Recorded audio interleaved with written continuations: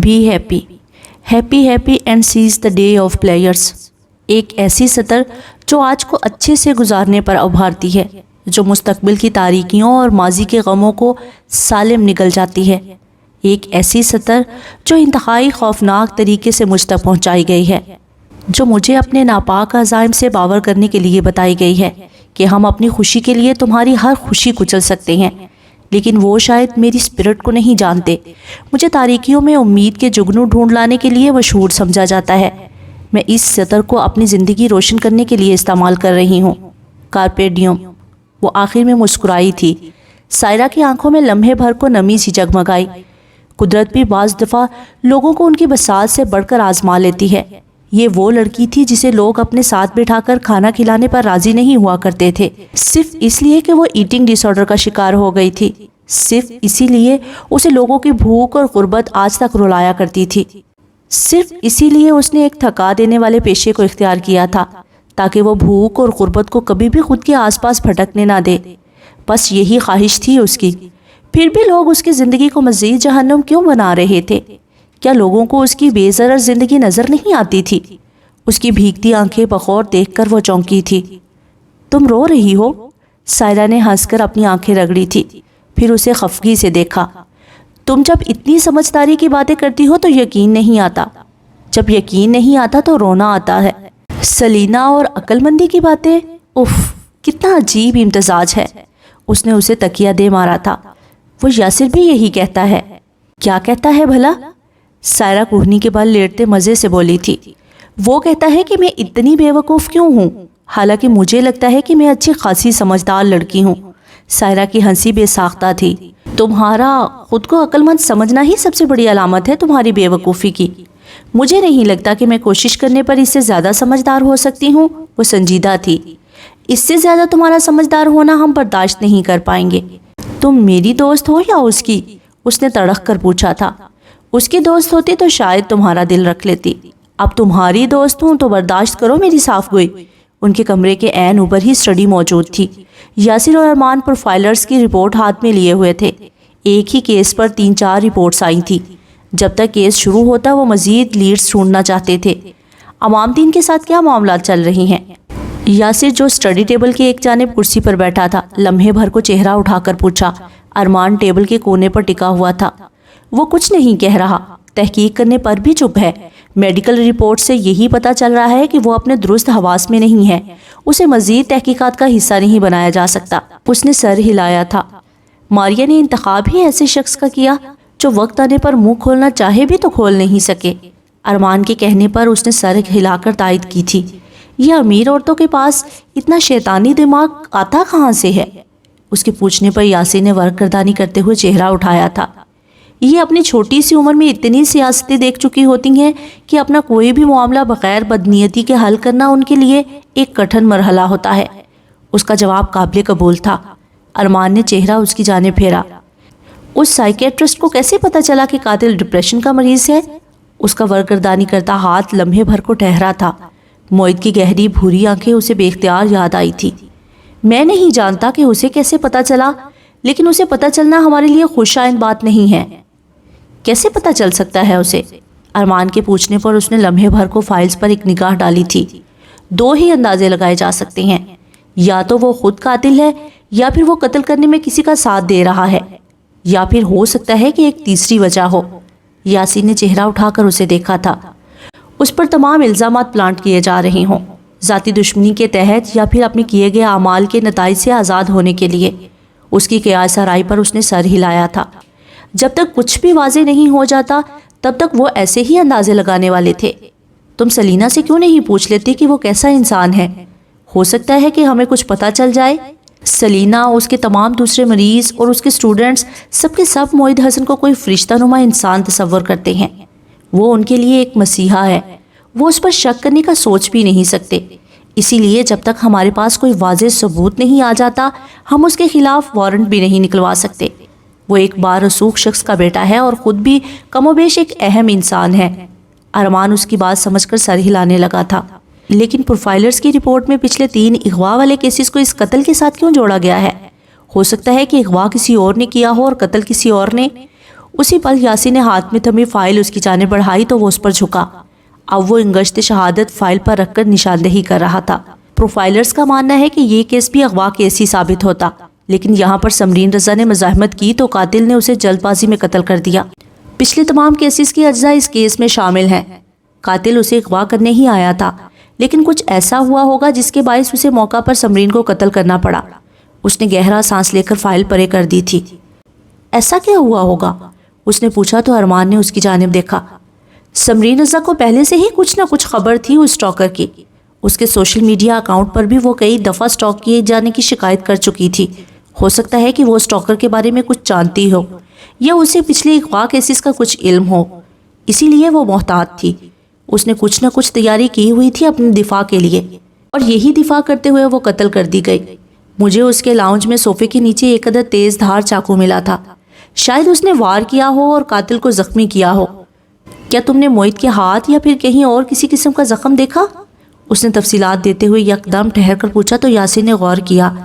جب وہ موعد کے آفس گیا تھا تب اس نے آستینیں کلائیوں تک بند کر رکھی تھی۔ چہرے اور گردن پر بھی زخم کا کوئی نشان نہیں تھا۔ اس نے سر نفی میں ہلایا۔ آستینیں کلائیوں تک بند تھی اس کی، باقی کہیں پر زخم موجود نہیں تھا۔ ارمان نے سر ہلایا، پھر وہ اٹھ کھڑا ہوا۔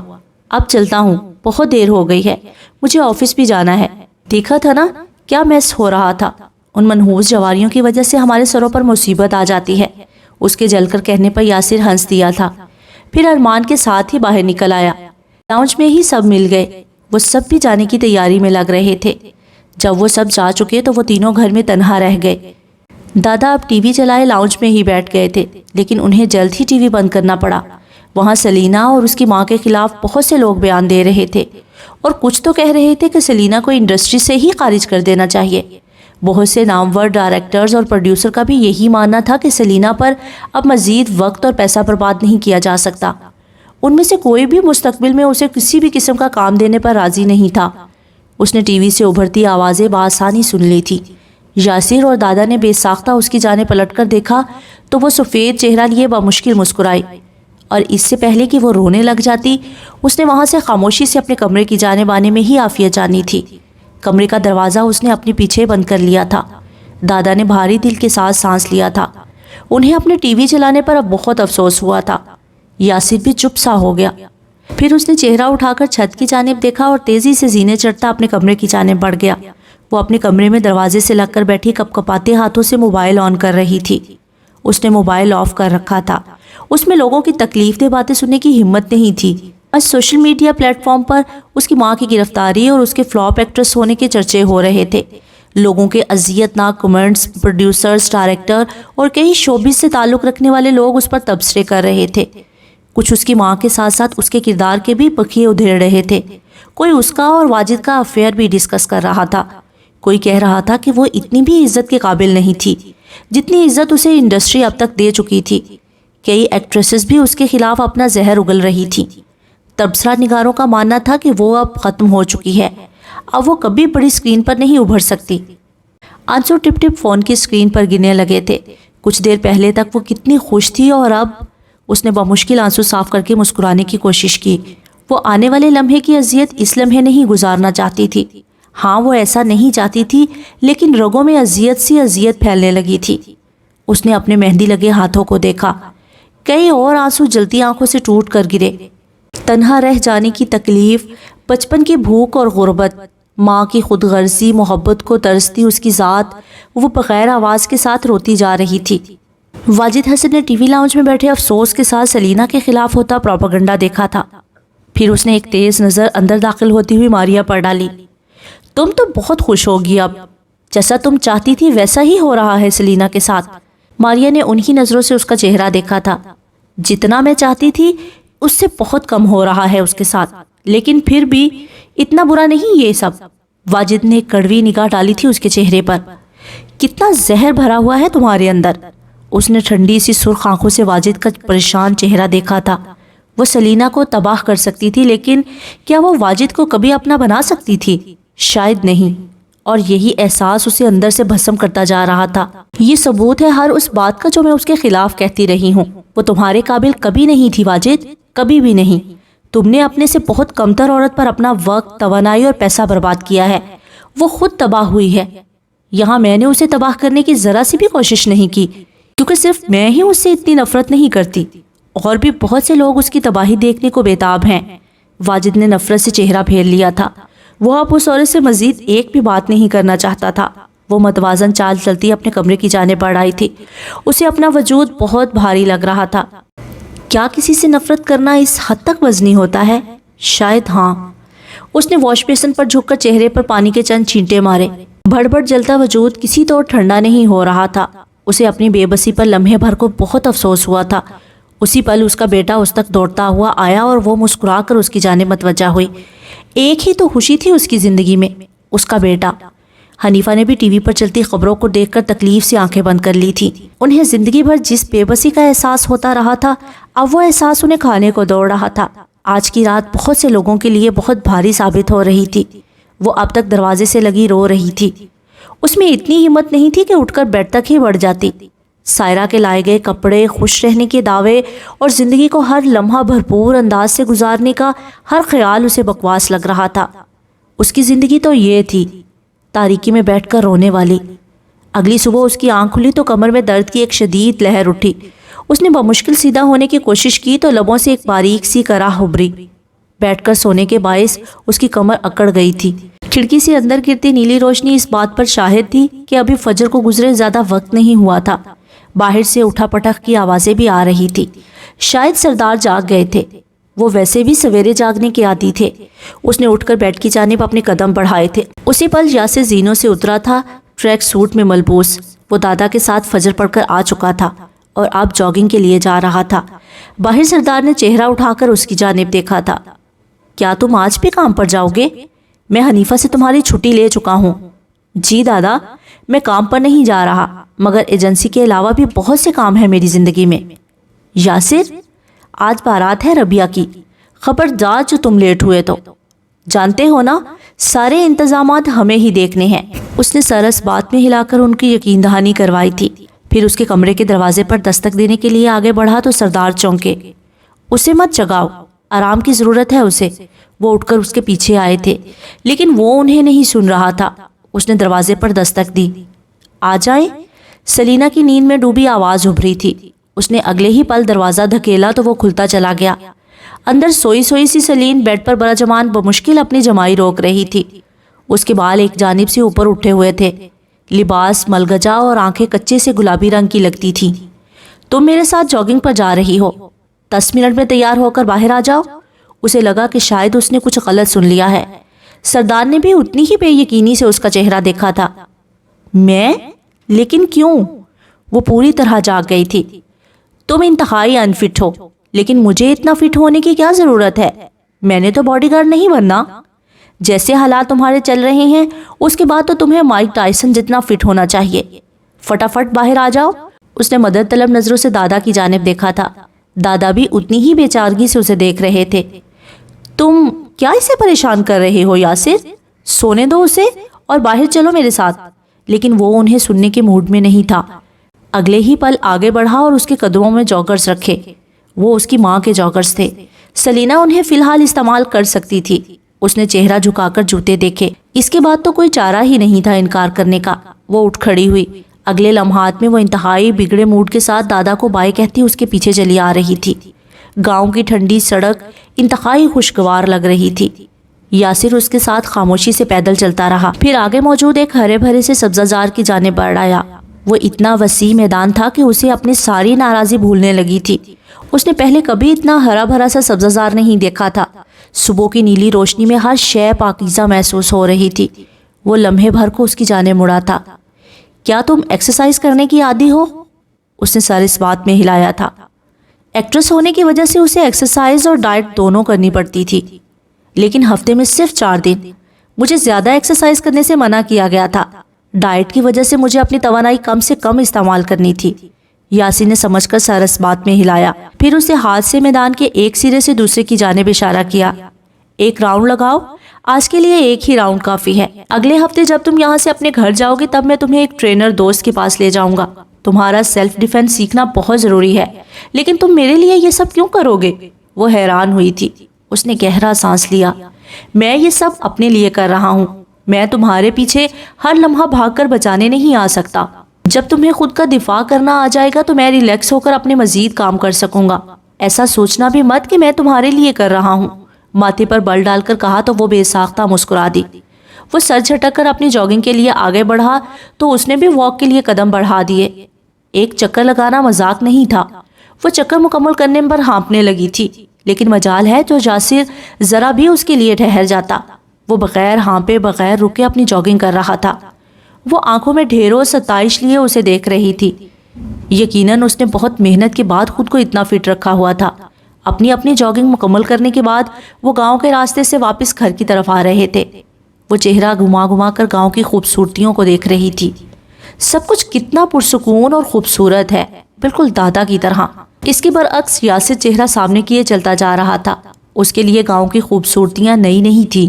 وہ دونوں ایک ساتھ قدم اٹھاتے آگے آگے بڑھ رہے تھے۔ پھر سے خاموشی چھا گئی تھی۔ سلینا نے اس کی جانب چہرہ گھما کر دیکھا۔ کیا یہ کامن کرٹسی نہیں ہے کہ تم اپنے ساتھ چلتی لڑکی سے بات کرو؟ اس نے پوچھا تو ساتھ چلتے یاسر نے ایک سرسری سی نگاہ اس پر ڈالی۔ مجھے کسی کامن کرٹسی کو نبھانے کا کوئی شوق نہیں۔ ساتھ چلتی سلینا نے گہرا سانس لیا تھا۔ وہ اسے نیند سے اٹھا کر جاگنگ کے لیے لا سکتا تھا، لیکن وہ اس سے کامن کرٹسی کے تحت ایک دو بات نہیں کر سکتا تھا۔ تمہاری ماما یہاں کیوں نہیں رہتی؟ کچھ پل بعد اس نے پوچھا تو یاسر لمحے بھر کو ٹھہر گیا۔ اسے ٹھہرا دیکھ کر وہ خود بھی رک گئی تھی۔ میری فیملی کے بارے میں کبھی کوئی بات مت کرنا مجھ سے، مجھے یہ نہیں پسند۔ اور وہ یکدم اتنا ہی سرد ہو گیا کہ وہ اسے دیکھ کر رہ گئی۔ اگلے ہی پل وہ آگے بڑھا تو اس نے بھی اپنے قدم اس کے ساتھ ملا لیے۔ سفید محل سامنے ہی نظر آ رہا تھا۔ گھر آ کر وہ سیدھا اپنے کمرے کی جانب بڑھ گیا۔ سردار جو سبزہ زار پر کرسی لگائے اخبار پڑھ رہے تھے چونک کر سلینا کو دیکھنے لگے۔ پھر ایک نظر داخلی دروازے پر ڈالی جہاں سے وہ ابھی ابھی گیا تھا۔ وہ ان کے پاس چلی آئی تھی۔ انہوں نے بغور اس کا چہرہ دیکھا تھا۔ کیا ہوا بچے؟ کیا یاسر اپنی فیملی کو لے کر حساس ہے؟ اس نے پوچھا تو سردار نے گہرا سانس لیا، پھر اسے کرسی پر بیٹھنے کا اشارہ کیا۔ وہ چپ چاپ بیٹھ گئی، پھر ان کا چہرہ دیکھنے لگی۔ اپنے باپ کو بہت چھوٹی عمر میں کھو دیا تھا اس نے، اور اپنی ماں کو وہ اپنے باپ کے کھو جانے کا مورد الزام ٹھہراتا ہے۔ وہ اپنی ماں کو اسی لیے شدید ناپسند کرتا ہے۔ کوئی بھی اسے والدین کے بارے میں پوچھے تو وہ بہت کولڈ ہو جاتا ہے۔ وہ کسی سے بھی ان کے بارے میں بات نہیں کرنا چاہتا، مجھ سے بھی نہیں۔ اس نے ایک نظر پلٹ کر داخلی روش کو دیکھا تھا، پھر گہرا سانس لیا۔ والدین کے مسائل صرف اس کی زندگی کا حصہ نہیں تھے۔ بہت سے لوگ اس کی طرح آج بھی اپنے والدین کے باعث تکلیف کا شکار تھے۔ دن چڑھا تو گھر میں گہما گہمی شروع ہو گئی۔ فرزانہ کے گھر کے بہت سے مہمان ان کے گھر بھی چلے آئے تھے۔ وہ سردار کو جانتے تھے۔ سبزہ زار پر چاندنیاں بچھا کر سب کے ساتھ سردار بیٹھے باتیں کر رہے تھے۔ وہ ناشتے کے بعد بے دلی سے ٹی وی دیکھ رہی تھی۔ اسی پل یاسر زینوں سے اترا اور پھر اس کی جانب دیکھے بغیر باہر کی جانب بڑھ گیا۔ جینز پر بھوری جیکٹ پہنے وہ کہیں جانے کی تیاری میں لگتا تھا۔ اس نے چہرہ گھما کر اسے جاتے ہوئے دیکھا تھا، پھر مایوسی سے چہرہ واپس پھیر لیا۔ اگلے ہی پل وہ اپنے کپڑے استری کرنے کے لیے اٹھ کھڑی ہوئی۔ شام کو ربیہ کی بارات تھی۔ ماریا حسن اپنے آفس میں براجمان تھی۔ جب دروازے پر دی گئی دستک پر وہ چونکی، چہرہ اٹھا کر دیکھا اور پھر حیران سی آنکھیں لمحے بھر کو پھیل سی گئیں۔ یاسر اب اس کے سامنے کرسی کھینچ کر بیٹھ رہا تھا۔ اس کی نظریں بے ساختہ ہی ماریا کی گردن پر پڑی تھی۔ ماریا نے ہاتھ بڑھا کر اپنی گردن چھپانی چاہی۔ کیا کوئی مجھ سے پہلے ہی لان شارکس کے متعلق پوچھنے آ چکا ہے؟ ہلکا سا مسکرایا۔ ماریا پیچھے ہو بیٹھی تھی، پھر اسے چپتی آنکھوں سے دیکھا۔ یہاں کیا لینے آئے ہو؟ لان شارکس کو سلینا کے پیچھے کیوں بھیجا تھا؟ مسکراہٹ غائب ہو چکی تھی، اب وہاں گہری سنجیدگی تھی۔ کیا اس سوال کا جواب واضح نہیں ہے؟ آئی ہیٹ ہر۔ اگلے ہی پل اس نے موبائل ہاتھ آگے بڑھا کر اس کے سامنے رکھا تھا۔ اس نے نظر جھکا کر موبائل پر چلتی ویڈیو دیکھی، پھر وہ اگلا سانس نہیں لے سکی۔ کس سے نفرت کرتی ہیں آپ؟ اس نے پوچھا تو ماریا نے سفید چہرہ اٹھا کر اسے دیکھا۔ وہ 3 منٹ کی کلپ تھی جس میں ماریا واضح طور پر سمرین رضا کے اوپر تشدد کرتی ہوئی نظر آ رہی تھی۔ یہ کیا ہے؟ اس کا حلق کہیں اندر تک خشک ہو چکا تھا۔ ٹھنڈ میں بھی اس کی کنپٹی پر پسینے کی بہت سی بوندیں ابھر آئی تھی۔ آپ کی نفرت کا ثبوت؟ اطلاعات کے مطابق سمرین آپ کے فادر کے ساتھ نازیبا تعلقات رکھتی تھی۔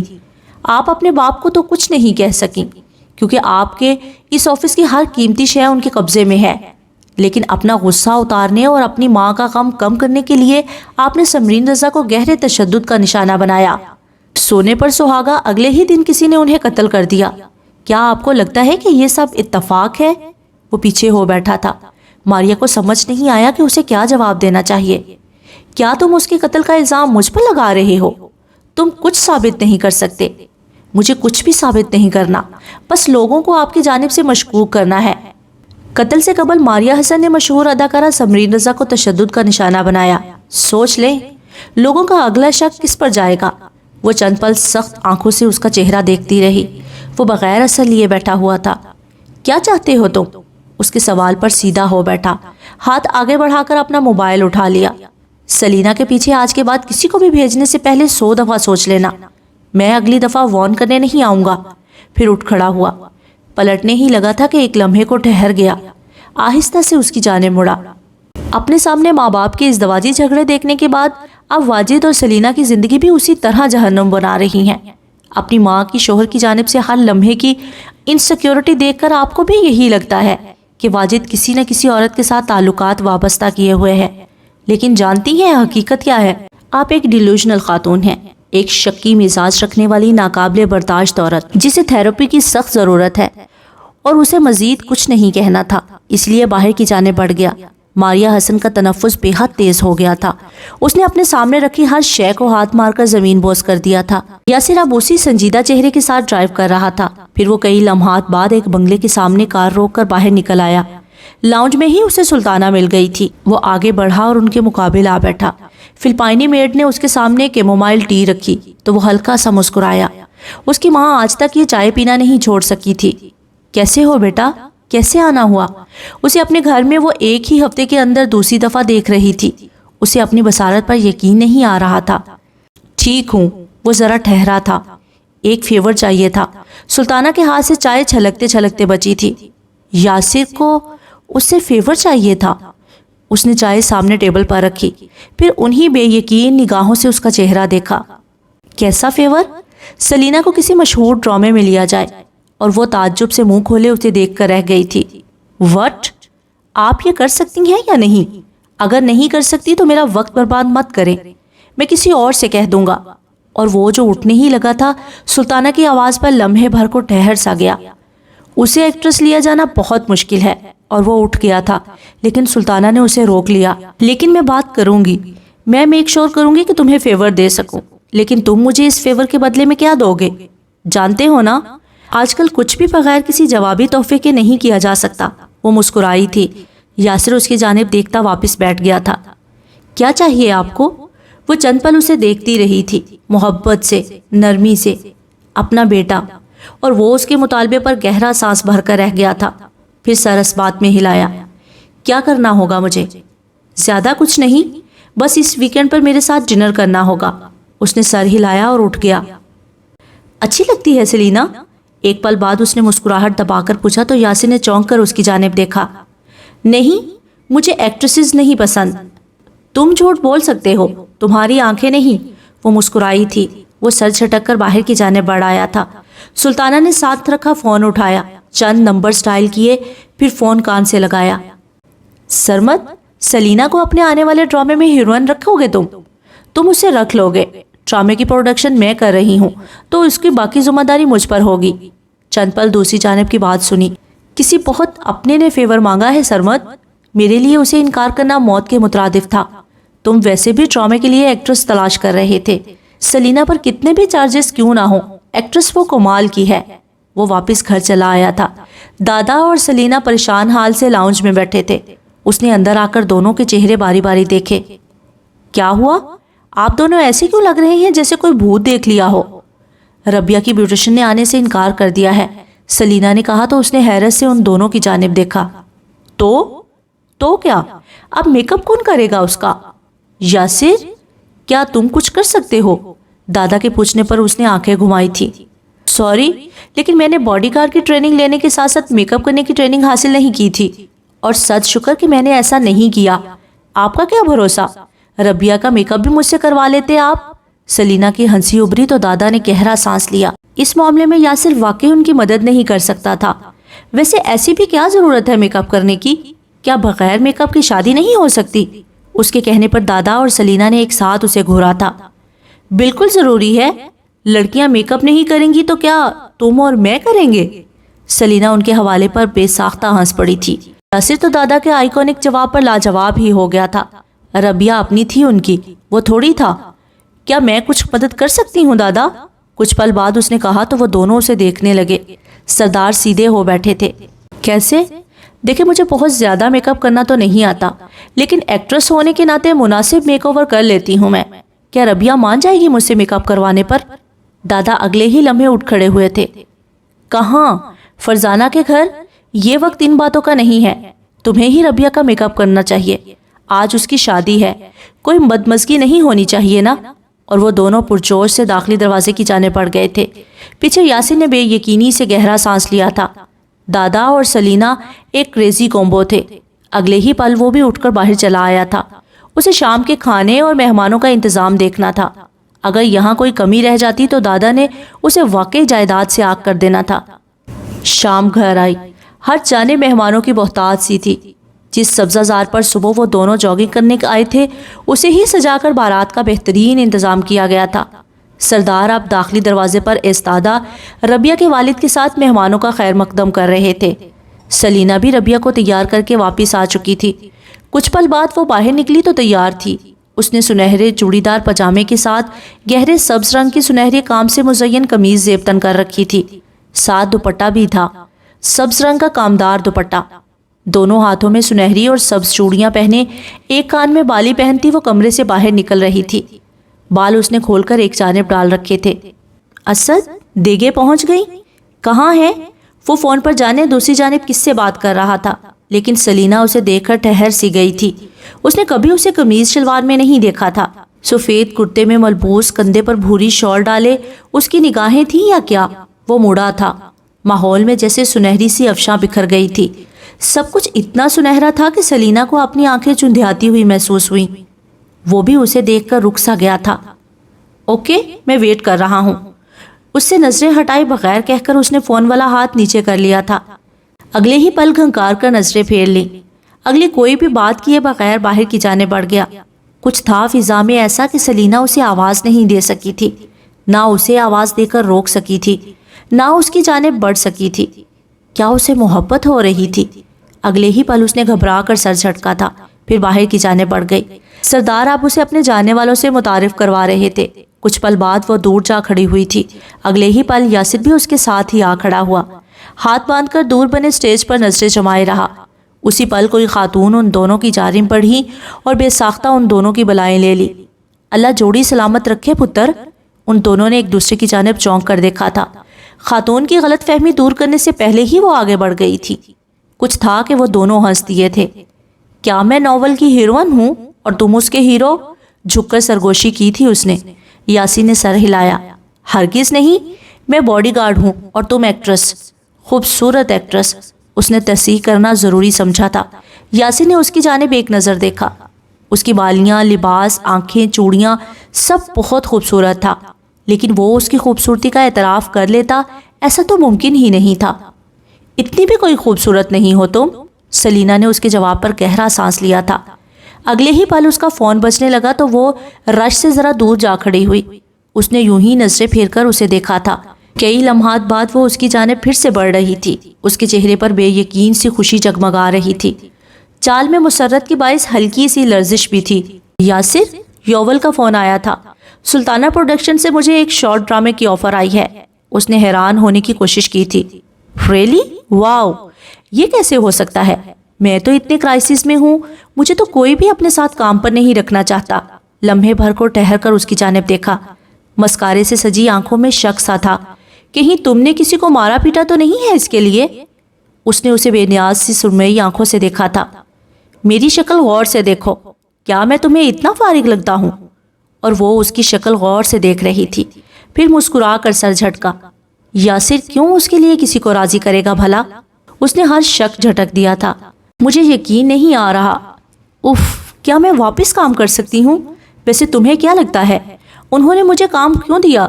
اس نے کندھے اچکائے تھے۔ ہو سکتا ہے انہیں تم پر ترس آ گیا ہو۔ انڈسٹری میں بلا وجہ کوئی بھی کسی پر ترس نہیں کھاتا۔ اس نے کہا اور پھر مسلسل بجتے فون کی جانب متوجہ ہوئی۔ اسے ایجنسی سے کال آ رہی تھی، وہ اس کا جواب طلب کر رہے تھے۔ اس نے فون کاٹ کر یاسر کی جانب چمکتی آنکھوں سے دیکھا۔ وہ گڑبڑایا تھا۔ نہیں، وہ اس کا ایسے دیکھنا افورڈ نہیں کر سکتا تھا۔ تم مجھے ایسے نہیں دیکھ سکتی، اور وہ یک دم کھلکھلا کر ہنستی تھی، پھر اس کی جانب ہلکا سا جھکی۔ تم میرا لکی چارم ہو۔ اچھا رکو، میں دادا کو بتا کر آتی ہوں، وہ بھی بہت خوش ہوں گے۔ اس نے جلدی سے مہمانوں میں گھرے سردار کی جانب قدم بڑھائے تھے۔ وہ پیچھے ہلکا سا مسکرایا تھا۔ اگلے ہی پل اپنے بجتے فون کی جانب متوجہ ہوا۔ سلطانہ کی کال تھی۔ اس نے فون اٹھا کر کان سے لگایا، تھینک یو، اور پھر اگلے ہی پل رکھ دیا۔ اب وہ دور کھڑا سلینا اور دادا کو خوش ہوتے ہوئے دیکھ رہا تھا۔ سنہری سی ایک لڑکی تھی جو اس کے دل میں اپنی تمام تر بے وقوفیوں کے ساتھ اترتی جا رہی تھی، جو اتنی کریزی تھی کہ اپنے ہاتھ پر بنا سوچے سمجھے اس کا نام مہندی سے لکھوا آئی تھی۔ اس نے اگلے ہی پر سر جھٹکا تھا، لیکن وہ نہیں جانتا تھا کہ جو دل میں رہنے لگے انہیں سر جھٹک کر نظر انداز نہیں کیا جا سکتا۔ رات کے پہر ایجنسی مزید روشن لگ رہی تھی۔ رات ابھی اتنی گہری نہیں ہوئی تھی، اسی لیے نچلے فلور پر چند ایک کیبنز کی بتیاں روشن تھیں اور کچھ گارڈز اپنا اپنا کام کرنے میں مصروف تھے۔ رات کے کئی پہر گزرے تو ساحر نچلے فلور پر چلا آیا۔ کچھ گارڈز جو تھوڑی دیر پہلے تک براجمان تھے اب وہ بھی جا چکے تھے اور وہ آگے بڑھ رہا تھا۔ راہداریاں سنسان تھیں۔ جب سے سلینا منظر سے غائب ہوئی تھی سب رپورٹرز کا دھیان وہیں بھٹکا رہا تھا، اور سلینا کی غیر موجودگی کے باعث اسے ایسا کوئی خاص کام بھی نہیں تھا۔ وہ سلینا کا گارڈ تھا، اگر وہ نہیں تھی تو اسے مزید کیا کام ہو سکتا تھا؟ لیکن پچھلے دنوں سے اسے کچھ کھٹک رہا تھا۔ یاسر نے اسے ایک دفعہ کہا تھا کہ ایجنسی کے اندر ہی کہیں گڑبڑ چل رہی ہے، کوئی ان کے درمیان ہی موجود ہے جو ایکٹریسز کے لیے مسائل کھڑے کر رہا ہے۔ اسے اس بات پر یقین نہیں تھا، وہ آنکھیں بند کر کے یقین کرنے والوں میں سے نہیں تھا، لیکن اس نے کچھ دنوں سے ایجنسی میں کچھ بہت عجیب سا محسوس کیا تھا۔ جب سے کیس شروع ہوا تھا اسے لگتا تھا کوئی رات کے پہر ان چاروں کے کیبن کی تلاشی لیا کرتا تھا، جیسے وہ کچھ ڈھونڈ رہا ہو، لیکن بہت تگودو کے بعد بھی اسے کچھ میسر نہ آ رہا ہو۔ اس کی ترتیب سے رکھی گئی چیزیں اگلی صبح بہت بے ترتیبی سے ملتی تھیں۔ یہ دوسروں کو شاید محسوس نہیں ہوا تھا کیونکہ اس نے کسی کو بھی اپنی اس خاص ترتیب کے بارے میں بتایا ہی نہیں تھا۔ اس نے آگے بڑھ کر کیبن کی بتی چلانے سے پرہیز کیا، دبے قدموں آگے بڑھتا رہا۔ دراز کھلنے اور تیزی سے بند ہونے کی آوازیں آ رہی تھی۔ یہ اس کا شک نہیں تھا، کوئی واقعی آفس میں موجود تھا، اور وہ جو کوئی بھی تھا اندھیرے میں درازیں تیزی سے کھول کر بند کرتا ہوا کچھ تلاش کر رہا تھا۔ اس نے لمحے بھر کو اپنے قدم روک لیے۔ کیبن میں دراز کھنگالتے شخص نے اس کی موجودگی کو محسوس کر لیا تھا۔ دراز کھلنے اور بند ہونے کی آوازیں آنا بند ہو گئی تھی۔ وہ جو کوئی بھی تھا ٹھہر گیا تھا، اور پھر وہ بجلی کی تیزی کے ساتھ اٹھ کر ساحر پر جھپٹا تھا۔ اندھیرا ہونے کے باعث کچھ بھی دکھائی نہیں دے رہا تھا۔ ساحر نے اسے اٹھا کر دور پھینکا تو وہ ٹیبل پر رکھی کئی چیزوں سمیت زمین پر جا گرا، لیکن اسی پہر اسے بھاگنے کا موقع بھی مل گیا تھا۔ وہ اٹھا اور تیزی سے باہر کی جانب دوڑا۔ ساحر اس کے پیچھے اسی تیزی سے بھاگا تھا۔ راہداریوں کی جلتی روشنیوں میں اسے اس شخص کا چہرہ پھر بھی دکھائی نہیں دیا۔ اس نے سیاہ کیپ اور چہرے پر ماسک چڑھا رکھا تھا۔ بھاگتے بھاگتے اس نے اس کی جیکٹ کھینچی تو آستین کا حصہ اس کے بازو سے لمحے بھر کے لیے ہٹ سا گیا۔ اس نے اس کے ہاتھ پر بڑا سا کٹ دیکھا تھا، چاقو کا کٹ جو کافی دنوں کا زخم لگتا تھا اور اب خشک سا ہو گیا تھا۔ وہ اس کے پیچھے باہر سڑک تک دوڑتا آیا، لیکن وہ ہوا میں کسی چھلاوے کی مانند غائب ہو گیا تھا۔ اس نے گھٹنوں پر ہاتھ رکھے اور پھر جھک کر گہرے گہرے سانس لینے لگا۔ سیاہ ماسک اور کیپ والا بندہ غائب ہو گیا تھا۔ نہ صرف غائب ہو گیا تھا بلکہ اسے شدید الجھن میں ڈال گیا تھا۔ اس شخص کو ایجنسی کے تمام خفیہ دروازوں کا علم تھا۔ اسے خارجی اور داخلی دروازے بغیر کسی دقت کے یاد تھے۔ یاسر نے ٹھیک کہا تھا، وہ جو کوئی بھی تھا ایجنسی کا ہی بندہ تھا۔ نچلے فلور پر کام کرنے والوں کے علاوہ ان دروازوں کا علم کسی کو بھی نہیں تھا۔ وہ دوبارہ اندر چلا آیا، پھر بکھرے کیبن کی حالت بخور دیکھی۔ الٹے ہوئے ٹیبل اور زمین بوس ہوئی چیزوں کے ساتھ اسے ایک چمکتی ہوئی شے نظر آئی تھی۔ وہ پنجوں کے بل آہستہ سے بیٹھا، پھر ہاتھ آگے بڑھا کر اس چمکتے ہیرے نما شے کو اٹھا لیا۔ وہ ایک طرح کی انگوٹھی تھی جس کے اوپر باریک سا نگینہ جڑا ہوا تھا۔ اس نے یہ انگوٹھی کہاں دیکھی تھی بھلا؟ اور پھر یک دم یاد آنے پر وہ چونکا تھا۔ تیزی سے اٹھ کر ثبوتوں والی فائل اٹھا لی۔ سمرین رضا کے گھر سے حاصل ہوئی تصاویر جو ثبوت کے طور پر استعمال ہونی تھی، اس میں یہ ایک انگوٹھی بھی تھی جو غائب ہو چکی تھی۔ پروفائلرز اور ڈیٹیکٹیوز نے اس انگوٹھی کے متعلق مختلف آراء کا اظہار کیا تھا، لیکن اسے ان سب میں دلچسپی نہیں تھی۔ سوال یہ تھا کہ سمرین رضا کی انگوٹھی اس نامعلوم شخص کے پاس کیا کر رہی تھی، اور وہ نامعلوم شخص اس آفس میں آخر کیا لینے آیا تھا۔ اس نے سر اوپر کی جانب اٹھایا اور پھر گہرا سانس لیا۔ ساتھ ہی ساتھ اب وہ حنیفہ کو بھی فون کر رہا تھا۔ اسے جلد از جلد کسی نہ کسی سینئر کو اس واقعے کے بارے میں آگاہ کرنا چاہیے تھا۔ شادی کی تقریب اپنے عروج پر تھی۔ دادا اب اسے اپنے پرانے جاننے والوں سے ملوا رہے تھے۔ وہ سنجیدگی سے ہر ایک کے ساتھ مل رہا تھا۔ دور سے اسے دیکھتی سلینا لمحے بھر کو مسکرائی تھی۔ وہ مسکراتا نہیں تھا، اور کسی اجنبی کے لیے تو بالکل بھی نہیں، لیکن وہ اسے ایسے بھی کتنا اچھا لگتا تھا۔ رد عمل دینے سے مکمل پرہیز کرتا ہوا، غیر دلچسپی سے ایک جانب بیٹھا ہوا۔ اس کی نگاہیں تھیں کہ اس نے لمحے بھر کو اس کی جانب دیکھا تھا۔ اس کی مسکراہٹ گہری ہو گئی تھی۔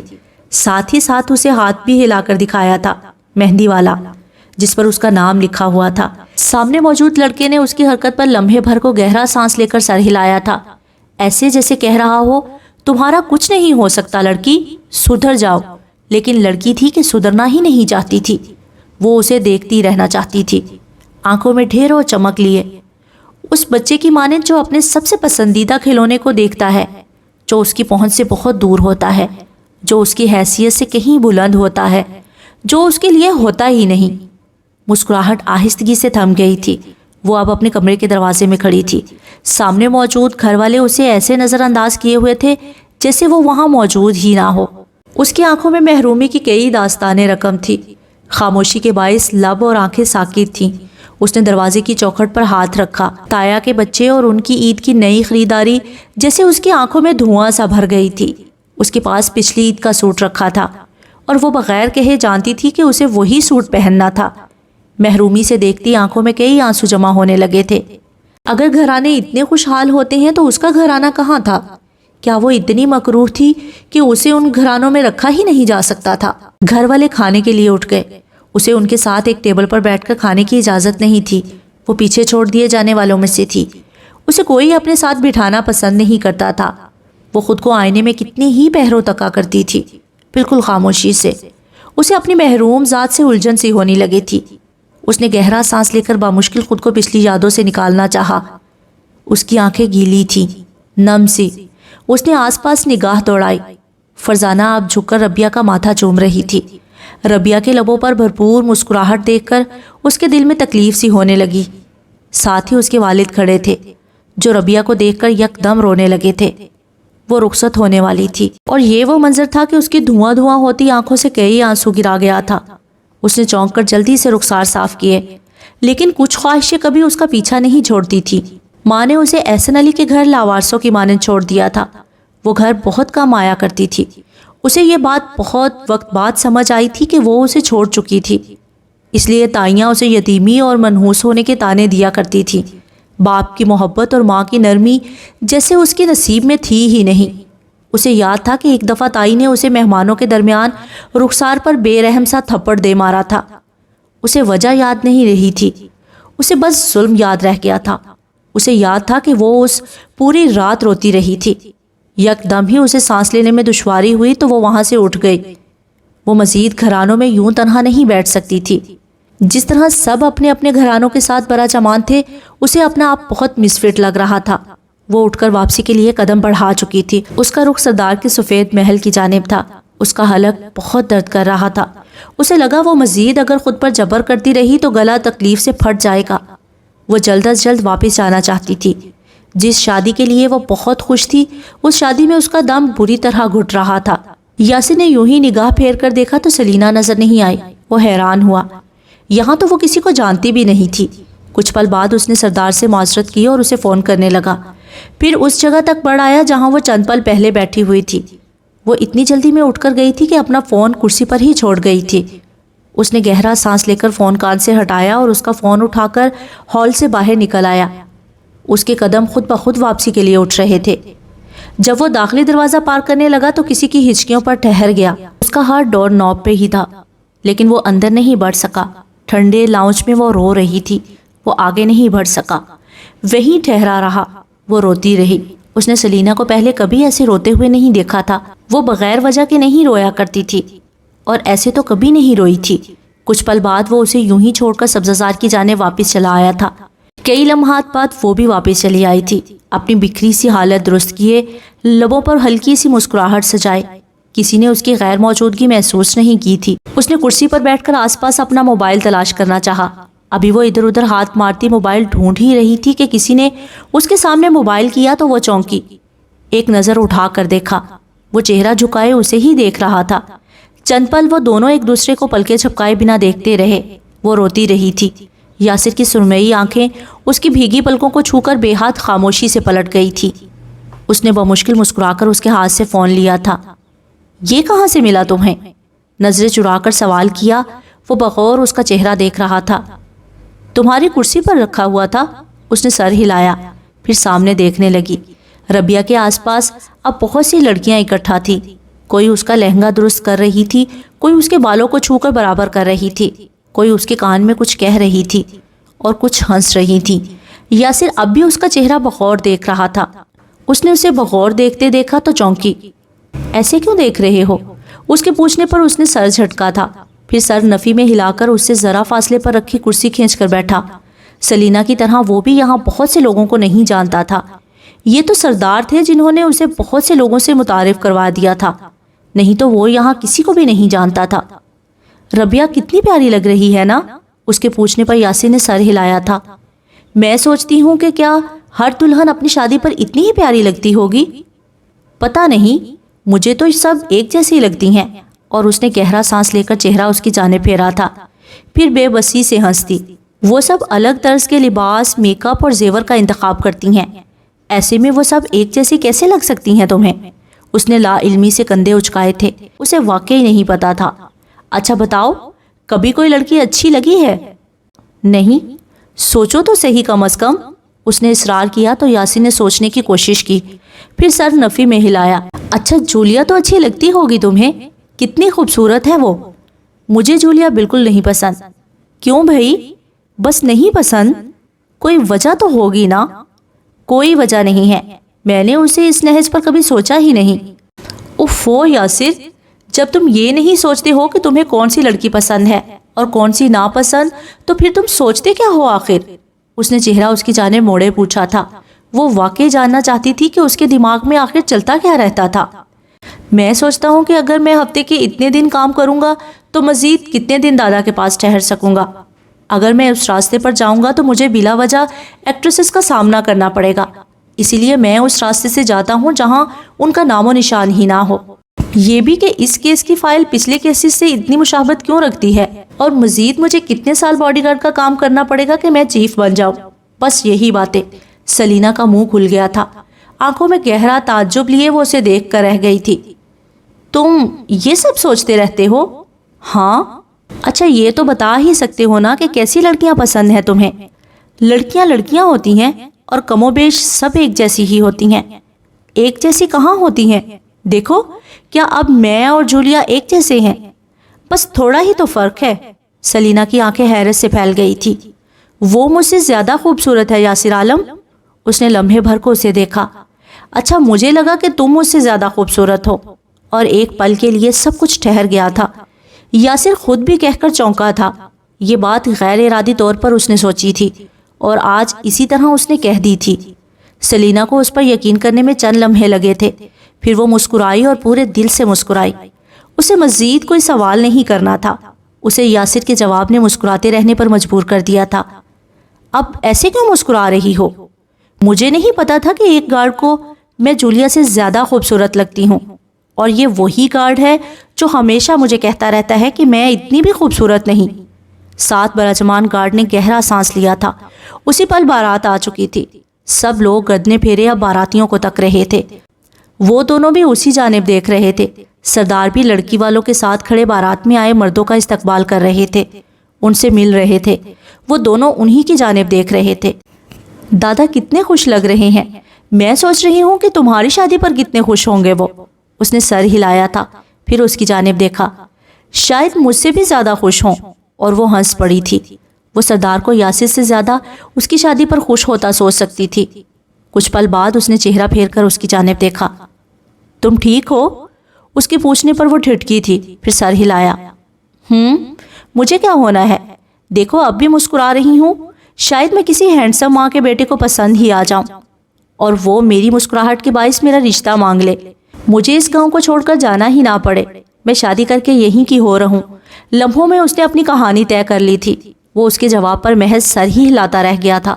کچھ پل بعد کھانے کا اہتمام ہوا اور سب اس میں مصروف ہو گئے۔ دادا اور وہ ایک ہی ٹیبل پر بیٹھے کھانا کھا رہے تھے۔ یاسر باقی لڑکوں کے ساتھ مل کر کھانے کا انتظام دیکھ رہا تھا۔ کھانا کھایا جا چکا تو رخصتی کا وقت ہو چلا۔ سب اٹھ کھڑے ہوئے تھے۔ گھر والوں کے ساتھ رخصتی پر وہ اور دادا دونوں روحان سے ہو گئے تھے۔ رخصتی بھی ہو گئی تو وہ لوگ فرزانہ سے اجازت لیتے پلٹنے کی تیاری کرنے لگے۔ رات خاصی گہری ہو گئی تھی۔ یاسر ابھی ان کے ساتھ گھر نہیں جا سکتا تھا، اسے یہ سب سمیٹنا تھا۔ جب تک ہر شے واپس اپنے مقام تک نہیں پہنچ جاتی وہ واپس نہیں جا سکتا تھا۔ وہ اور دادا گھر آ گئے۔ اسی پہر ان کے پیچھے کوئی اور بھی گھر میں داخل ہوا تھا۔ سلینا نے چونک کر ان کی جانب دیکھا۔ ایک ادھیڑ عمر خاتون تھی، قیمتی سے نفیس لباس میں ملبوس، اور ان کے ساتھ ہی ان کا بیٹا کھڑا تھا، سفید کاٹن کے سوٹ میں ملبوس، اونچا سا۔ سردار انہیں کسی پرانے حوالے سے جانتے تھے، اس لیے انہیں لاؤنج میں بیٹھنے کی دعوت دے ڈالی۔ وہ کچن میں میسم کے ساتھ چلی آئی تھی۔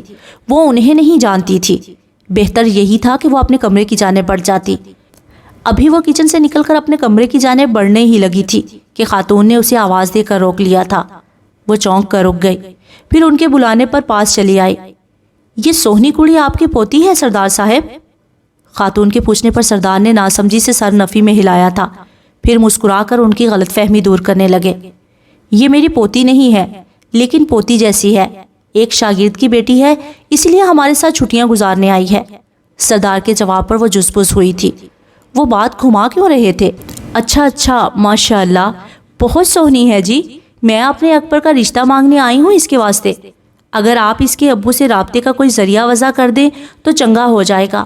اور اب کہ وہ بری طرح چونکی تھی۔ سردار نہیں چونکے، شاید وہ ان کا ارادہ بھانپ گئے تھے، اسی لیے بات گھما کر اس کا تعارف کروایا تھا۔ وہ مسکرائے تھے۔ دیکھیے راشدہ، بچی ہماری ہی ہے، لیکن شاید اس کے والد کو آپ کا یوں رشتہ لے جانا پسند نہ آئے۔ میں آپ کو مایوس لوٹانے پر مجبور ہوں۔ انہوں نے بات سمیٹنے کی کوشش کی، لیکن وہ خاتون کسی بھی طرح ٹلنے والی نہیں لگ رہی تھی۔ سلینا کو ان کے والہانہ انداز سے گھبراہٹ سی ہونے لگی تھی۔ بعض چیزیں محض خواب میں ہی اچھی لگتی ہیں، وہ حقیقت بن کر سامنے آ جائیں تو ان سے الجھن ہونے لگتی ہے۔ اسے بھی اپنی کچھ دیر کہی گئی بات کو سچ ثابت ہوتا دیکھ کر شدید الجھن ہو رہی تھی۔ سردار جی، ہم ان سے خود بات کر لیں گے، ہمیں بس ان کا رابطہ نمبر دے دے۔ راشدہ بیٹی، میری بات سمجھنے کی کوشش کرو، بچی ان کی امانت ہے، وہ میرے پاس چھوڑ کر گئے ہیں، ایسے میں اسے کسی بھی معاملے میں قید نہیں کر سکتا، اور اس کے والد صاحب مجھ سے خفا ہوں گے۔ آپ اپنی جگہ درست ہیں، لیکن بہتر یہی ہوگا کہ اس بات کو یہی ختم کر دیا جائے۔ لیکن وہ انہیں نہیں سن رہی تھی۔ وہ اب ان کی جانب مسکرا کر مزید کوئی بات کہنے لگی تھی کہ اسی پہر داخلی دروازے سے یاسر اندر داخل ہوا۔ وہ سارے دن کا تھکا ہوا لگتا تھا۔ لاؤنج میں بڑا جمان لوگوں کی جانب ایک نظر سوالیہ سا دیکھا، پھر آگے بڑھ آیا۔ یہ کون لوگ ہیں دادا؟ وہ اب سردار سے سوال کر رہا تھا، ماتھے پر بل ڈال کر، جیسے اسے ان کا یہاں آنا بہت برا لگا تھا۔ یہ بیٹے، یہ راشدہ آصف ہیں، آصف اقبال صاحب کی بیگم، اور یہ ان کے بیٹے ہیں۔ یہ ان کا ہاتھ مانگنے آئی ہیں سلینا کے لیے۔ اس کی آنکھوں نے سلینا سے اس خاتون اور خاتون سے اس کے صاحبزادے تک کا سفر کیا تھا۔ ماتھے کے بل گہرے ہو گئے، آنکھوں کی چبھن بڑھ گئی۔ اس نے اگلے ہی پل سردار کی جانب دیکھا۔ اور آپ نے کیا جواب دیا انہیں؟ میں نے سلینا کے والد کی خفگی کے متعلق بتایا، لیکن وہ خود ان سے بات کرنا چاہتی ہیں۔ کیا آپ نے انہیں اصل وجہ نہیں بتائی دادا؟ وہ یک دم جیسے بہت حیران ہوا۔ سردار چونکے اور پھر یک دم سنبھلے۔ انہیں یاسر کا ساتھ دینا تھا۔ نہیں بیٹے، میں نے انہیں اصل بات نہیں بتائی، تم بتا دو نا۔ وہ سب ان دونوں کی جانب دیکھ رہے تھے۔ آخر ایسی کیا اصل بات تھی جو ان دونوں کو پتا تھی اور سلینا کو نہیں پتا تھی؟ اگلے ہی پل یاسر ان کی جانب گھوما تھا، سرمئی آنکھوں میں ڈھیر اور ناگواری لیے۔ سلینا میری بچپن کی منگیتر ہے، اور یہ آیا پلاٹ ٹوسٹ۔ اسے سمجھ آ گیا تھا کہ وہ کیا کر رہا تھا۔ منگیتر؟ لڑکے کو جیسے اس کا لفظ بہت گراں گزرا۔ کیا آپ دونوں شادی کا ارادہ رکھتی ہیں؟ ظاہر سی بات ہے بے وقوف، ہم شادی کا ارادہ رکھتے ہیں جبھی تو منگنی اب تک رکھی ہوئی ہے۔ جب بچپن کی منگیتر ہے تو اب تک شادی کیوں نہیں کی؟ تم سے پوچھ کر نہیں کریں گے، ہماری جب مرضی ہوگی ہم تب شادی کریں گے۔ اس نے ایک نظر سلینا پر ڈالی تھی، وہ بمشکل اپنی ہنسی ضبط کر رہی تھی اور اس میں بری طرح ناکام بھی ہو رہی تھی۔ یہ آخر کس قسم کی مضحکہ خیز حالت تھی؟ کیا لڑکی آپ سے شادی کرنے پر راضی ہے؟ لڑکے نے پھر سوال کیا تھا۔ یاسر نے خود کو چنگھاڑنے سے باز رکھا۔ نہیں، ہم لڑکی سے رضامندی کے متعلق نہیں پوچھتے، ہم انتہائی ظالم لوگ ہیں۔ لیکن لڑکی ایسا ظلم خود پر کروانا چاہتی ہے، وہ اس ظالم سے شادی کرنا چاہتی ہے۔ وہ بھی آگے بڑھ آئی، پھر اس کے ساتھ آ کھڑی ہوئی۔ دادا نے پلٹ کر ان دونوں کی جانب دیکھا تھا۔ ایک زبردست سا کندہ لپکا تھا ان کے ذہن میں۔ سردار جی، اگر یہ لڑکی اس لڑکے کی بچپن کی مانگ تھی تو آپ کو ہمیں پہلے بتا دینا چاہیے تھا۔ خواہ خواہ اتنی بدمزگی ہوئی۔ وہ اٹھ کھڑی ہوئی تھی، دادا بھی اٹھ گئے۔ مجھے تو اس پنگنی کے بارے میں خود ابھی پتا چلا ہے۔ ہم ایک دوسرے سے بہت راز رکھنے والا گھرانہ ہے۔ ہم شادی والے دن ہی بتاتے ہیں کہ ہمیں کس سے شادی کرنی ہے، بلکہ ہم شادی والے دن ہی بتاتے ہیں کہ ہمیں شادی کرنی ہے، اس سے پہلے نہیں۔ اب خاندان کی روایتیں ہیں، بھلا کیا کیا جا سکتا ہے؟ سردار کہاں پیچھے رہنے والے تھے؟ خاتون نے ان کی توجیہ پر بے یقینی سے ان کی جانب دیکھا تھا۔ بڑے ہی عجیب لوگ ہیں آپ سب، آپ سے کم۔ خواہ خواہ دوسروں کی منگیتر کا رشتہ اپنے لیے نہیں مانگتے۔ یاسر نے پیچھے سے جلی کٹی ہانک لگائی تھی۔ وہ لوگ بھگتے جھکتے جا چکے تھے۔ سلینا اور دادا پیچھے ہنس رہے تھے۔ یاسر انتہائی بیزاریت سے صوفے پر آ بیٹھا تھا، پھر ان دونوں پر ایک ایک نگاہ ڈالی۔ وہ ہنستے ہنستے دوہرے ہوئے جا رہے تھے۔ انتہائی ظالم لوگ ہیں، بچپن کی منگیتر، اف! اس کا ہنس ہنس کا برا حال تھا۔ دادا نے اصل بات نہیں بتائی۔ دادا کو خود پلاٹ ٹوسٹ نہیں پتا تھا۔ مجھے اندازہ نہیں تھا کہ سلینا اس سین میں تمہاری بچپن کی منگیتر تھی، سردار نے ہنس کر کہا تو سلینا اور میسم پھر سے ہنس دیے۔ وہ ان لوگوں کی جانب دیکھ رہا تھا اور اس کے تاثرات ایسے تھے کہ واللہ اسے سمجھ نہیں آ رہا تھا کہ آخر اس سب میں اتنا ہنسنے والی کیا بات تھی۔ کباڑا کر کے بس ہنسا کریں آپ لوگ۔ اچھا، تو کباڑا کر کے رونا بھی ہوتا ہے؟ سردار کی جانب سے جوابی جملہ آیا تھا۔ اس نے گہرا سانس لیا، پھر ایک نظر آنکھوں سے آنسو صاف کرتی سلینا کی جانب دیکھا۔ ہنسنے کی وجہ سے اس کی آنکھیں بھیگنے لگی تھی۔ اگلے ہی پل سردار کو پنچایت کے کچھ لوگ بلانے چلے آئے تو وہ باہر کی جانب پڑ گئے۔ کل ربیہ کا ولیمہ تھا، انہیں اس میں شرکت کے لیے بلایا جا رہا تھا۔ وہ اٹھ کر باہر کی جانب بڑھے تو یاسر بھی اٹھ کھڑا ہوا، وہ بھی اس کے ساتھ ہی اٹھی تھی۔ رات گہری ہو گئی تھی۔ وہ اپنے کمرے کی جانب بڑھ رہی تھی کہ لمحے بھر کو اسے آواز دے کر روکا۔ وہ جو زینوں پر تھا رک گیا، لمحے بھر کو پلٹ کر اسے دیکھا۔ وہ پاس چلی آئی تھی۔ میرا ظالم منگیتر بننے کے لیے بہت شکریہ۔ میں متجسس ہوں کہ مستقبل میں مزید تم میرے لیے کیا کیا بنو گے۔ یہاں پر اصل ظالم کون ہے کیا میں بتاؤں؟ اس کے ٹھنڈے سے طنز پر سلینا نے مسکراہٹ دبا کر دونوں ہاتھ اٹھاتے ہوئے اسے مزید کچھ بھی کہنے سے باز رکھا تھا۔ میں تو بالکل نہیں ہوں، اتنا میں جانتی ہوں۔ تم اتنا بھی کیوں جانتی ہو؟ آدھا علم زہر کے مترادف ہوتا ہے۔ اچھا یاسر صاحب، آپ باڈی گارڈ ہونے کے ساتھ ساتھ فلاسفر کب سے بن گئے ہیں؟ جب سے انتہائی سمجھدار ایکٹریس کے ساتھ کام کرنا شروع کیا ہے، لبوں کو سختی سے بند کر کے مسکراتے ہوئے کہا تھا۔ اس نے مزے سے کندھے اچکائے تھے، پھر اسے نظریں اٹھا کر دیکھا۔ وہ اس سے 2 سینے اوپر کھڑا تھا۔ پتہ ہے مجھے کچھ پل پہلے ہی اندازہ ہوا ہے کہ بعض خواب محض خواب ہی رہنے چاہیے، وہ اگر حقیقت کا روپ دھار لیں تو ایک بھیانک صورتحال اختیار کر لیتے ہیں۔ نمرا احمد ٹھیک کہتی ہیں، بعض فینٹیسیز صرف فینٹیسیز ہی رہنی چاہیے، اگر وہ اصل میں حقیقت ہو جائیں تو ٹریجڈی ثابت ہوتی ہیں۔ مجھے لگ رہا ہے کہ شاید واجد حسن کو بھی ایک فینٹیسی ہی رہنا چاہیے تھا۔ میں نے اسے حقیقت میں پانے کی کوشش کی اور اپنی ہی آنکھیں زخمی کر لیں۔ بعض خواب اگر حقیقت بن جائیں تو انسان کی آنکھیں تک زخمی ہو جاتی ہیں، بھلے ہی ان خوابوں کا وجود کتنا ہی خوبصورت کیوں نہ ہو۔ وہ آپ کے لیے نہیں ہوتے، آپ ان خوابوں کو پانے کی حیثیت ہی نہیں رکھتے۔ یہاں وہ لمحے بھر کو ٹہری تھی، اسے آنکھیں اٹھا کر دیکھا، پھر ہلکا سا مسکرائی۔ مجھے اندازہ ہو گیا ہے کہ ہر جگہ میں ہی قصوروار تھی۔ ماریا ٹھیک کہتی ہے، مجھے اپنی اوقات سے بڑھ کر خواب نہیں دیکھنے چاہیے تھے۔ وہ چند پل اسے دیکھتا رہا تھا، پھر ایک قدم نیچے اترا، اس کی شہد رنگ آنکھوں میں دیکھا۔ بعض دفعہ لوگ آپ سے ایسی باتیں محض اس لیے کرتے ہیں کیونکہ وہ جانتے ہیں کہ آپ واقعتاً ان خوابوں کو پانے کی حیثیت رکھتے ہیں۔ وہ ڈرتے ہیں، خوفزدہ ہوتے ہیں کہ کہیں آپ واقعی اس خواب کی تعبیر حاصل نہ کر لیں۔ یہاں کوئی کسی سے کم یا زیادہ حیثیت نہیں ہے۔ پیسہ، سٹیٹس، شہرت، عزت، اثر و رسوخ۔ وہ لمحے بھر کو ٹہر کر استہزائیہ سا مسکرایا تھا۔ یہ سب درجات ہم نے بنائے ہیں، ان درجات کی انسانی خوابوں میں کوئی جگہ نہیں ہے، ان درجات سے تمہاری کمتری یا برتری کا کوئی تعلق نہیں ہے۔ تم واجد حسن کو پانے کے لیے کل بھی قابل تھی اور آج بھی ہو، بلکہ مجھے لگتا ہے کہ تم اس کے لیے بہت زیادہ اچھی ہو۔ وہ کہہ کر سکون سے اسے دیکھ رہا تھا۔ وہ یقیناً اس کے جواب پر معتجب ہوئی تھی۔ سب اچھا بولنے والے اتنا چپ کیوں رہتے ہیں؟ مجھے نہیں پتا تھا کہ تم اتنا اچھا بولتے ہو۔ اس نے سر ہلایا تھا۔ تمہیں پتا ہے میں تم سے متاثر ہو رہی ہوں۔ اس نے ہلکا سا مسکرا کر سر اس بات میں ہلایا تھا، پھر ہاتھ آگے بڑھا کر اس کی الجھی بالی بالوں سے علیحدہ کرنے لگا۔ وہ آنکھیں اٹھائے اسے خوابناک نظروں سے دیکھ رہی تھی۔ اندھیرے میں بیٹھ کر مت رویا کرو، ذہنی صحت کے لیے اچھا نہیں ہوتا، وہ اس کے آہستگی سے کہنے پر چونکی تھی۔ گلابی سے بھرے بھرے لب اد کھلے تھے۔ کیا وہ جانتا تھا؟ یاسین نے اسے نظریں جھکا کر دیکھا تھا۔ کوئی انسان کسی سے عظیم اور کمتر نہیں ہوتا سلینا، سوائے تقویٰ کے۔ سو جاؤ اب جا کر۔ اور اسی کے ساتھ وہ پلٹ گیا تھا۔ وہ نہیں پلٹ سکی۔ اس نے ہاتھ اٹھا کر اس کی بالی کو چھوا جسے وہ اس کے بالوں سے ابھی ابھی الگ کر کے گیا تھا۔ اس کی بالی پر اب تک اس کے ہاتھ کا لمس موجود تھا۔ وہ دھڑکتا دل لیے کمرے کی جانب بڑھ آئی تھی، پھر اپنے پیچھے دروازہ بند کر لیا۔ کتنی ہی دیر دروازے سے لگ کر کھڑی رہی۔ بالی کو بھی ایک ہاتھ سے تھام رکھا تھا۔ اس کے آہستگی سے کہے گئے چند جملے اب اسے ساری رات جگائے رکھنے والے تھے۔ کوئی انسان کسی سے عظیم اور کمتر نہیں ہوتا سلینا۔ سلینا، اف، اس کے منہ سے اپنا نام سننا کتنا اچھا لگتا تھا۔ وہ بیڈ کی جانب بڑھ آئی تھی، پھر بے ساختہ اس پر اوندے منہ آ لیٹی۔ اس بالی کو کان سے اتار کر نگاہوں کے سامنے کیا اور پھر جانے کتنے ہی پہر اسے تکتی رہی۔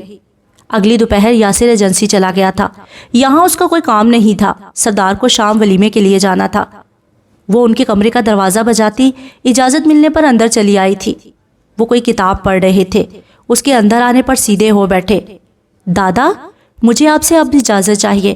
اس کے کہنے پر وہ اسے ناسمجھی سے تکنے لگے تھے۔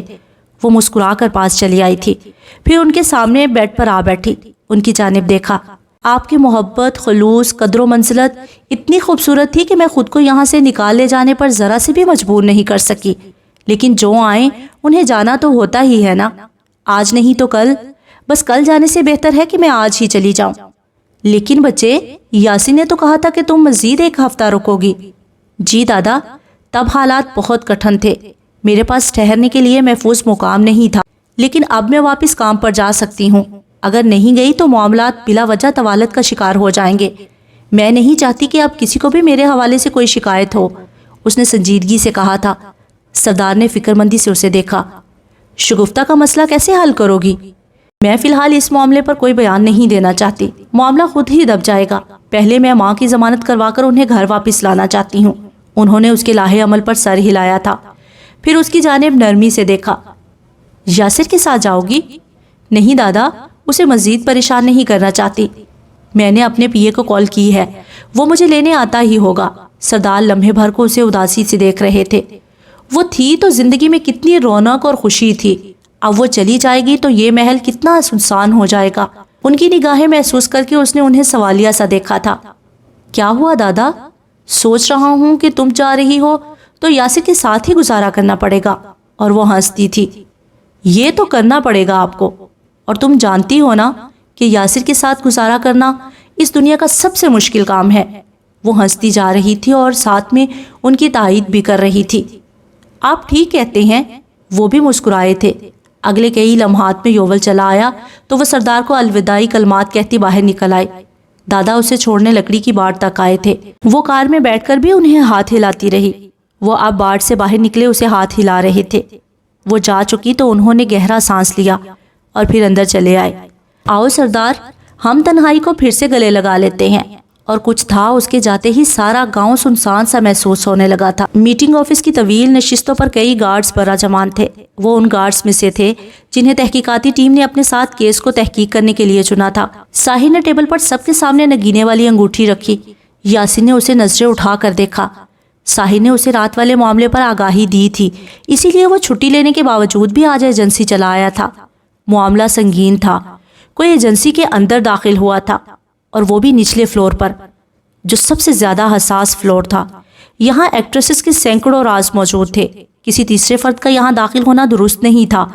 یہ ایک طرح کے خطرے کی گھنٹی تھی، اور پورے سیکیورٹی سسٹم کے لیے سوالیہ نشان بھی۔ سلمان عابد نے ایک گہری سانس لی اور پھر پیچھے ہو بیٹھے۔ ان سب پر ایک نگاہ ڈالی۔ حنیفہ ان کے ساتھ ہی سنجیدگی سے براجمان تھے۔ جو کل رات ہوا وہ قابل مذمت ہے۔ کوئی ہماری ایجنسی میں داخل ہوا، ہمارے کیبن سے فائلیں گھنگالی، اور اس سے پہلے کہ وہ کچھ لے کر یہاں سے فرار ہوتا وہ دھر لیا گیا۔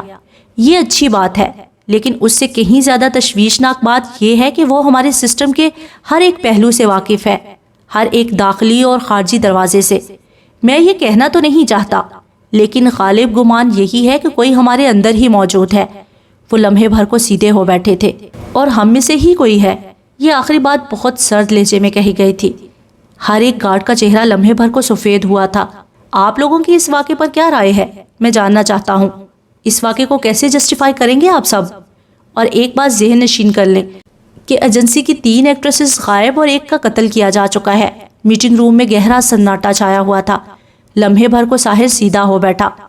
میں ڈیٹیکٹیو ارمان کی قیاس آرائی سے متفق ہوں۔ سمرین رضا نے واقعی اس اسٹاکر سے بچنے کے لیے کچھ حفاظتی اقدامات کر رکھے تھے، اور اسی لیے اس حملہ ور کے بازو پر زخم موجود تھا۔ ایک پل کے لیے سب نے اس کی جانب دیکھا تھا۔ جب میں نے اسے پیچھے سے پکڑنے کی کوشش کی تب میرے ہاتھ میں محض اس کی آستین آئی تھی۔ آستین کھینچا تانی میں ذرا پیچھے ہوئی تو اس کے ہاتھ پر موجود زخم واضح ہو گیا تھا۔ زخم چند ہفتے پرانا لگ رہا تھا۔ یاسر بھی سر ہلا کر سیدھا ہو بیٹھا تھا۔ اسے ساحر کی بات سے اتفاق تھا، اور ہمارا میجر سسپیکٹ معید حسن ہے، ان سب ایکٹریسز کا ماہر نفسیات، لیکن سرچ وارنٹ نہ ہونے کے باعث ہم اس کا آفس یا کلینک کچھ بھی نہیں جان سکتے۔ ہاں، لیکن ہم اسے زبانی کلامی تفتیش کے لیے بلا سکتے ہیں۔ وہ آنے پر راضی تھا۔ سلمان نے اس کی بات پر لہجہ بھر کو اسے ٹھہر کر دیکھا۔ سلینا مظہر کے کیا حالات ہیں؟